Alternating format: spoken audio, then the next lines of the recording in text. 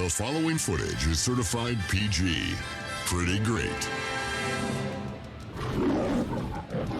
Hello, welcome. Today we're talking about the Harley Sportster engines and the Buell XB engines. Two motors that technically share the same DNA, the same way you technically share DNA with that cousin who owns a lizard and lives entirely off Red Bulls and other related energy drinks. Similar routes, very different results. So there's a very common misconception that Buells use Harley Sportster engines, that they're just bolted straight in, blah blah blah. It is a Harley Sportster based engine that has been tweaked and worked on. The earlier Buells, as far as I'm aware, did have Harley Sportster engines like the S1s, I think it was, and the Cyclones and things like that. Then they started to get a bit more worked on up until they got to the XBs. The later XBs had even more work.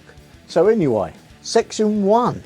Same family, totally different personalities. These two engines come from the Harley-Davidson family tree.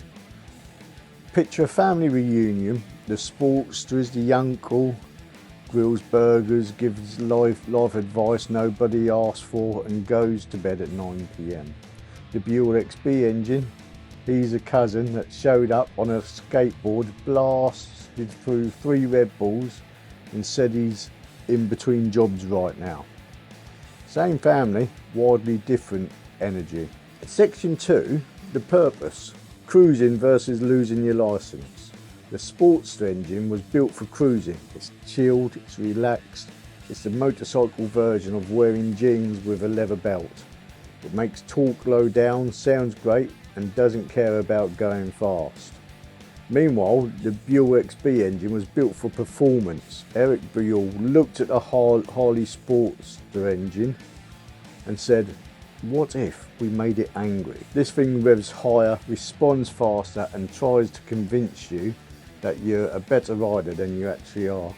The Buell XB engine, higher compression, hotter cams, using the Screaming Eagle 551 profiles, or maybe even using the Screaming Eagle cams.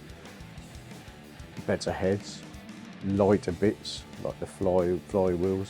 Also, Buell reversed the cam order to enhance the performance over the Sportster. It's not just the top end, but the bottom end too. Unique cases, crankshafts, and gearbox transmission with no trapdoor. So I think the crankshafts were made a bit lighter and they were shorter, I think, to give it a bit more I don't know, I can't remember what they'd done to it anyway, but they gave it a different compression rate. Buell's also used injectors in the XB, and as far as I'm aware, the similar Sportster engine or age used carbs. I'm sure someone will probably correct me on that if I'm wrong, but it's like a Sportster done a pre-workout shot and started punching drywall. So the comparison on the engines are, the Sportster is nice and smooth, sort of, it vibrates. The Buell is, send it! Section 5, engine mounting, shakes versus no shakes, but it does shake still. So the Harley Sportster, it vibrates a lot. It's a Harley, it's supposed to. If you can still feel your hands after 30 minutes, you bought the wrong bike. The Buell XB, on the other hand, Buell invented the uniplanar mounting system, which basically says, let the engine shake, just not the bike. It still shakes. The engine does Zumba whilst the frame stays stable, sort of, because it's still my 400-pound vibrator. Section 6, performance numbers. So whilst the Harley engines, or the Harley Sportster engines, usually make 50 to 70, maybe 80 horsepower, not bad, good for cruising, great for looking cool at the petrol stations. Buell, on the other hand, the Buell XB engines make 85 to 103. The 85 was the XB9 and the 103 was the XB12. That's a big jump.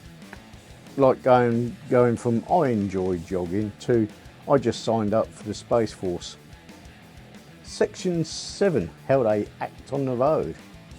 The Harley Sportster feels like a classic American V-twin. Torque everywhere, comfy, chill, a little vibey.